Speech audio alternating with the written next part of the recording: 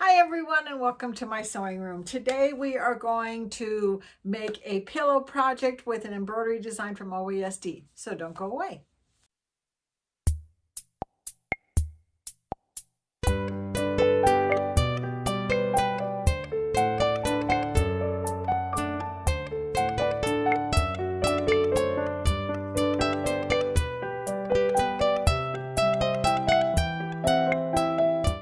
Okay, so I have to tell you guys something. I have a confession.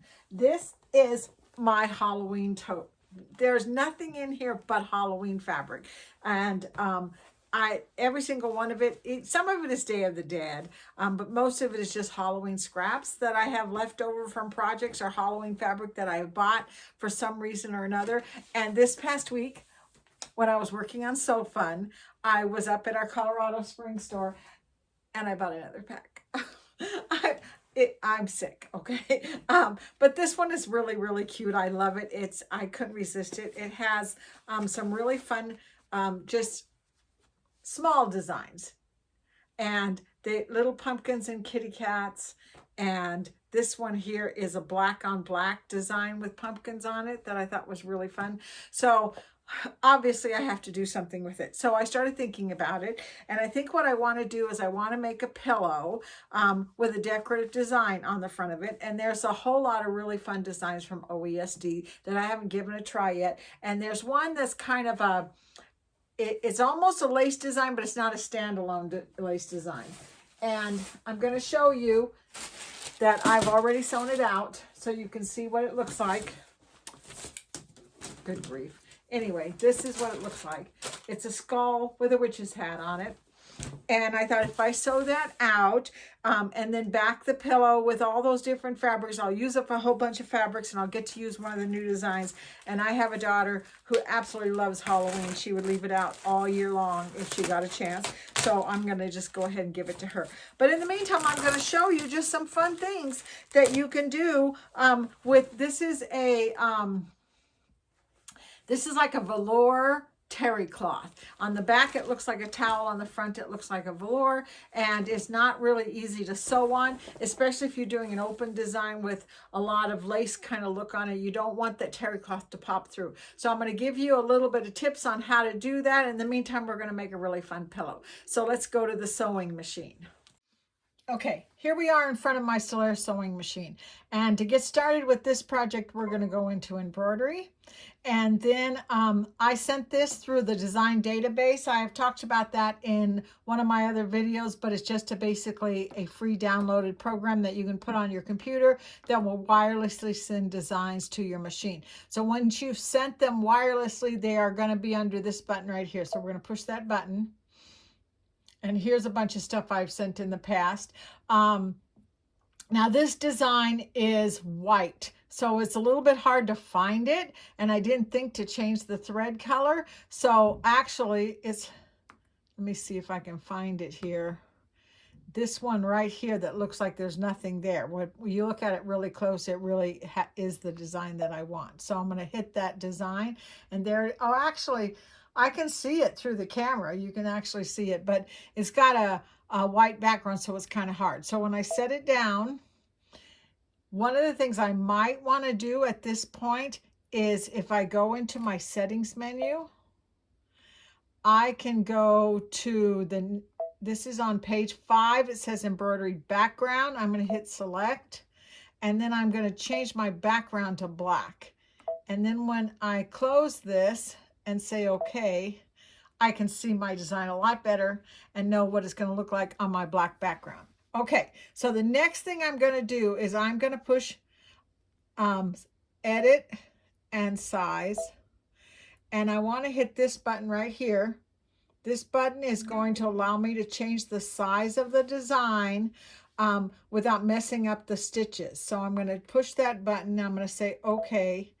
And it puts these little red boxes around it. And now I can hit the out button and I can make it quite a bit bigger. So there it is, a lot bigger. And then what I'm going to do from there is I want to save the shape of it. So if you hit edit, you can hit the shape button, which is this little flower right here. So when you hit the shape button, it saves the shape of this design. I don't want it to be this exact size, and I'm not crazy about the way it did this little zigzaggy thing right here. So I'm going to push it away, and this says distance. And so you just hit that button and it gets bigger and bigger. See the way it's moving out like that? Let's keep going until the stars almost look like they're connected to the skull. So that's far enough away from it. And so what I'm going to do now is I'm going to hit memory. And when you hit memory, it says recall from design center, and you say yes. Okay, that's what I want to do. So now what I'm going to do is I'm going to hit add, because I want to add this to the design I already have on there. I'm going to go to my design center, and I'm going to go into the shapes tool right here. The circle and the square is my shapes tool. And up here in the corner of the shapes tool is a flower. I'll move it just a little bit so you can see there's a flower right there. That's the same flower that I pushed to save the shape.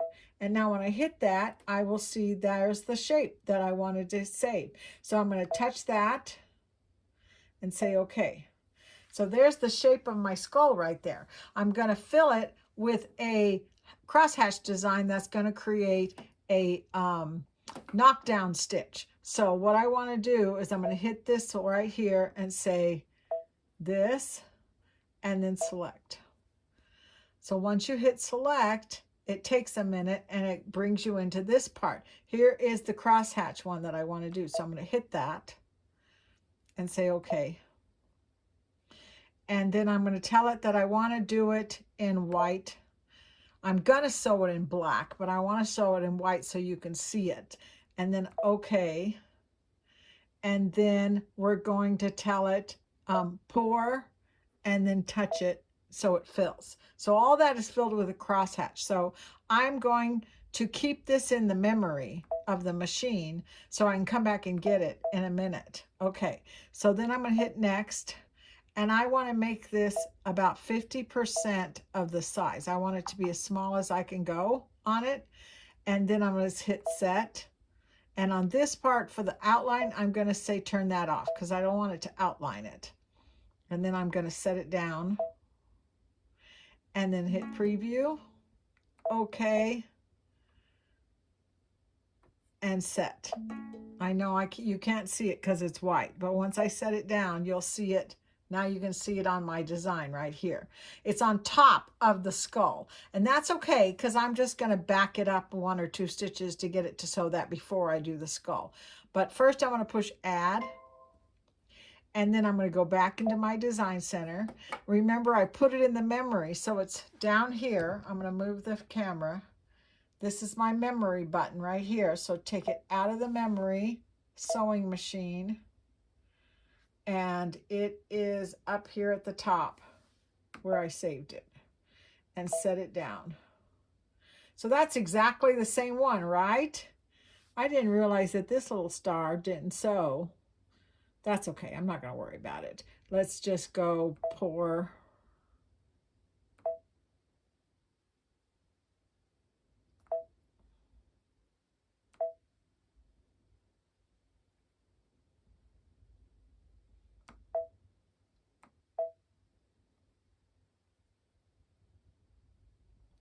White. Okay. And then hit that. Normally I wouldn't have to do that. It's just I forgot that 1 star. Normally you're just going to leave it exactly the way it's saved.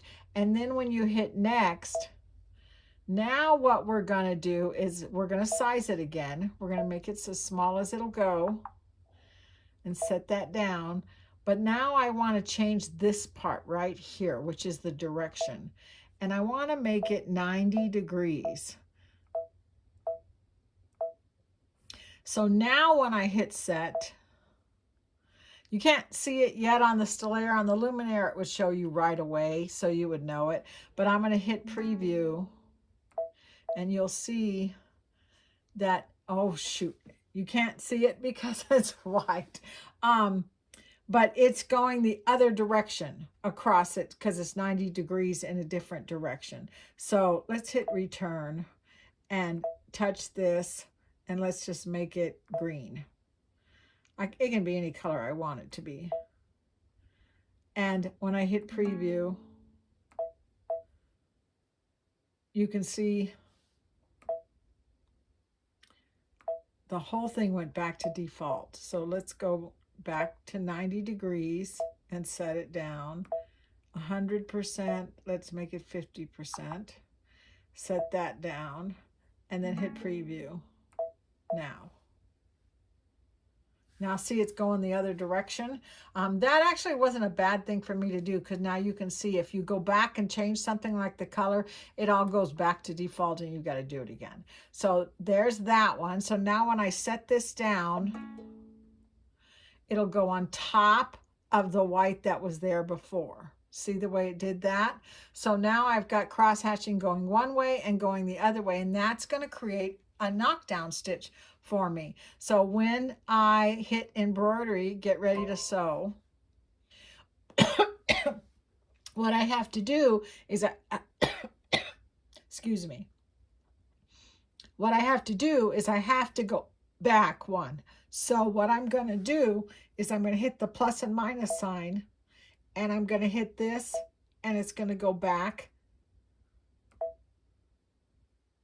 to the green one, and then it's going to go back to the white one up here. So you can see where I am now. So when I say okay, it's going to do the white cross hatching, then the green cross hatching, and it'll say, okay, you're done now. And then I just go ahead and I start again, and I do the skull, which takes a little bit longer. So now I'm going to sew this out, and it says that I have 45 minutes that I've already done. But what that makes about probably 30 minutes of crosshatch stitching. So I'm going to go ahead and get started doing that, and I'll give you just a little sneak peek at what it looks like while it's sewing. So I want you to see the way this is sewing this crosshatch pattern on this terry cloth velour fabric. It's just making, I did black on black, so it's almost invisible. This is the first layer. The second layer will go the other way, and it'll really knock down the velour so that we can do the lace embroidery on top in a different color. Okay, so it's not as noticeable on the camera as I'd like it to be, but I do have the cross hatching going both directions on here. So you've got the one going this way, and there's another one going this way. Actually, it's pretty good that it's not as noticeable because it's black on black, and I don't want it to stand out. I just want it to hold down all of this velour. So now what I'm going to do is I'm going to pick a different color. I'm going to make it green, this really bright fluorescent green, that I'm going to go ahead and I'm going to do the skull on top of that. So let's see what we end up when we do that. So I don't know what I was thinking. Whenever you do something on something as a pile, like a velour or a terry cloth, you need a topper. And I don't know why I didn't even think about it till after I started to do the green. But I definitely needed a topper even before I started doing the knockdown stitch. So I've added the heat away stabilizer on top of this, and I'm redoing some of it, and keep fingers crossed that it comes out good. So I went ahead and I finished up that pillow, and look how it came out. Isn't it cute? And the important part about the whole thing is the fact that the skull is very clear on this kind of really fuzzy velour terry cloth.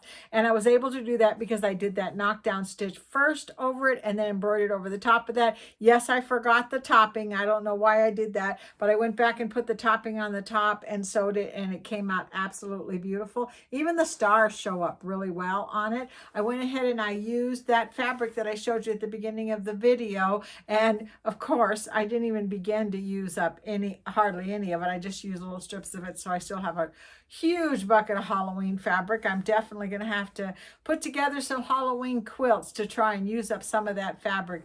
I just get carried away with Halloween fabric, and I don't even know why, because I would say that Christmas is my favorite holiday, but the Halloween fabric always draws my attention, and I end up buying some. And my daughter is going to just absolutely flip over this. I used the the solid black on the back with more of the little squares and put some Velcro on it so that you could take the pillow out so that you could wash it when you're done. And it just was a really fun project. And I hope you learned something from it.